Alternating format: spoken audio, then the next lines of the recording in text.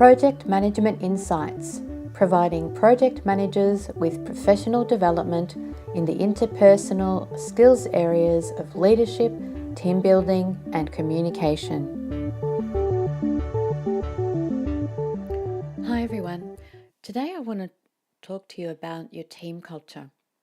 Let's have a look at 3 different team cultures, how they impact your team, and then what you might do to turn that around and shift the culture. So, do you have a team where there are a lot of silos? And by silos, I mean those groups or work groups, work teams that work in isolation.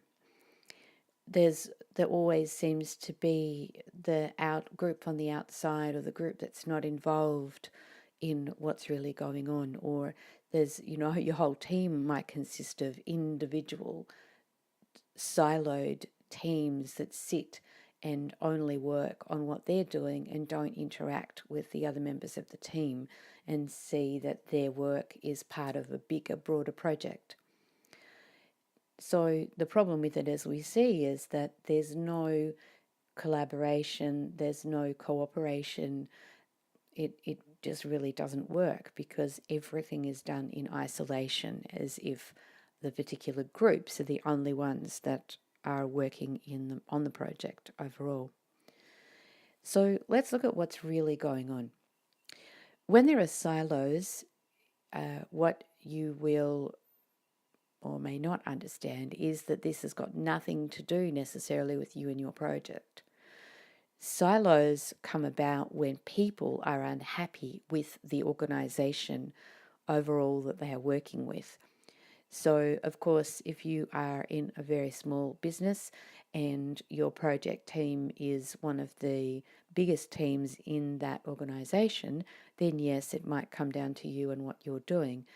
And what I'm talking about here, though, is where there's a larger organisation and your project is one of perhaps many projects in a larger organisation, then this is what I'm talking about. These silos occur as part of the broader organisation and people not being happy with that broader organisation. Basically, people in silos don't feel seen, heard, or acknowledged. And as I mentioned earlier, it has nothing to do with your project specifically, and yet how you are treating the people in these groups or silos will have an impact on how they perform in your project team. So what I would suggest that you do is have a check in yourself about how you are feeling about the organisation that you're working in. And if you have that sense of not feeling seen, heard, or acknowledged, it's really great to understand that and be open to talking about that with the groups that you are working with or that you have working on your project. And then look at, if that's the way you're feeling, is that impacting on the way that you deal with these silos or groups of individual teams? And I can hazard a guess that it would be, because you have a particular attitude or reaction, and I'm not judging that, I'm just calling it out, that perhaps is impacting on your ability to then freely and openly, willingly want to interact with those teams in a different way. I would also suggest that you go back and listen again to the podcast dealing with complacent team members and follow some of the suggestions there. My suggestions there are about and look at this not feeling seen, heard, and acknowledged. And so it might help you to A, look at yourself and what's happening for you, and then B, how you might interact differently with those people in the silos or individual teams that are not working cohesively or collaboratively.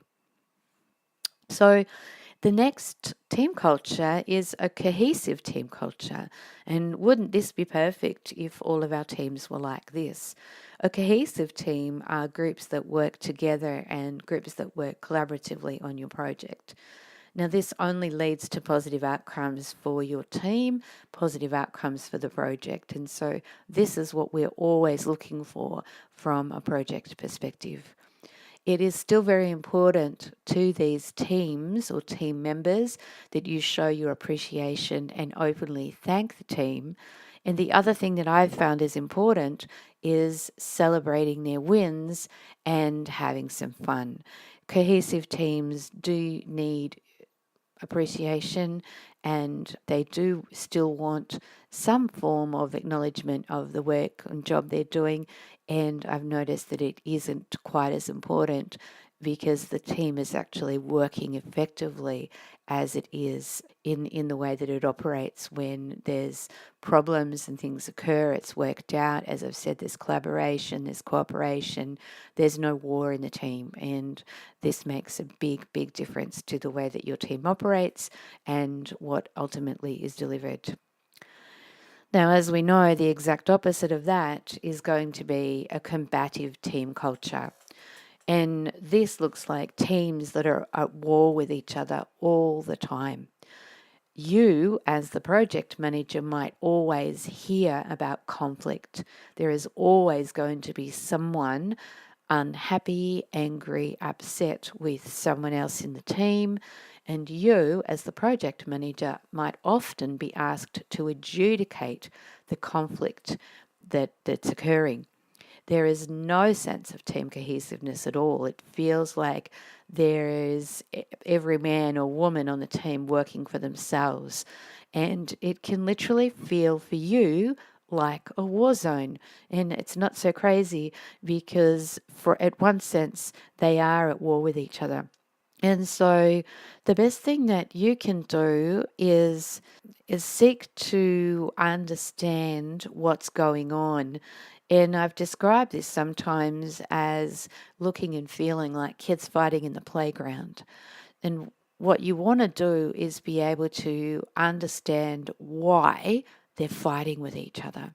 No different to being a parent dealing with kids.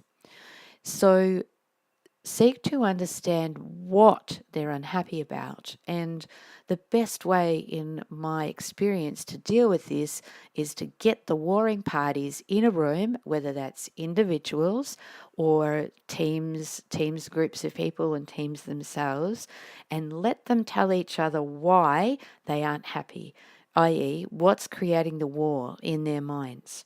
You'll find that they have a very legitimate reason in their own mind about what's wrong, why it's a problem, why they're unhappy, why they need to yell and scream about it. And so for you to hear it, for the other team members to hear it, is it only a good thing, because from that point you can negotiate. From that point you can find mutual ways of working.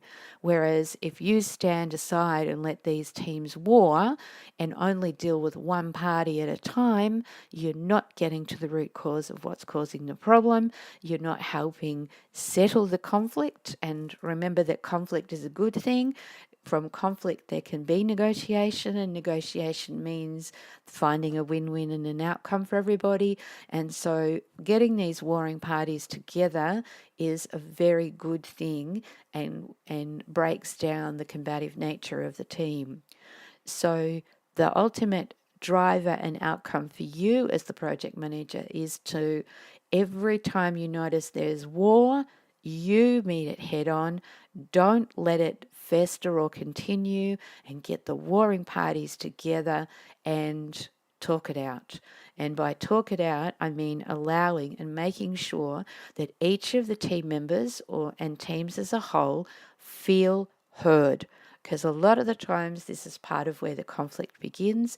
And yes, we're back in the space of silos, but a lot of the time I've noticed it's about them not feeling heard, not feeling that they have rights, not feeling that, their point of view is being understood, not feeling that their knowledge or experience is being acknowledged or treated with respect. And these are the things that create the combat in a team. And so what you're wanting to do is understand what's going on in their mind. The whole thing here is, any combat is a story that's going on in these people's minds. They have a story that the other people don't want to listen to them. They have a story that they're not being respected. They have a story that their way of doing things is not being understood or acknowledged. And so you want to get to and understand that story, because by understanding that story and hearing it out, you're going to be able to come to a place of sifting through it and turning it around by allowing them to be heard, be acknowledged, and as I said, between the two groups, finding a win-win way of working through whatever's going on in the particular situation. So whilst combative cultures may feel at times really full on horrible, because for you, you're in the middle of a war, they are a place to move from into a much better and collaborative way of working when you take the time to understand what's really going on and to deal with it. And yes, I hear you say that, it's not your role and that it's going to take up time. Well, believe me, you're going to have a much better outcome in a team that works better and delivers better for you if you do meet this combative nature and deal with the war head on. You leave it go and don't deal with it, and you are not going to be working with a productive team at all. You're going to have the opposite. And so this is for your outcome that I'm expressing, that it's better if you deal with the war head on. Don't be afraid of it. Go and meet it and get to the bottom of it. All right, till next week. Thank you for listening to this Project Management Insights podcast. Be sure to visit projectmanagementinsight.com and sign up for our monthly newsletter or to receive updates on upcoming training.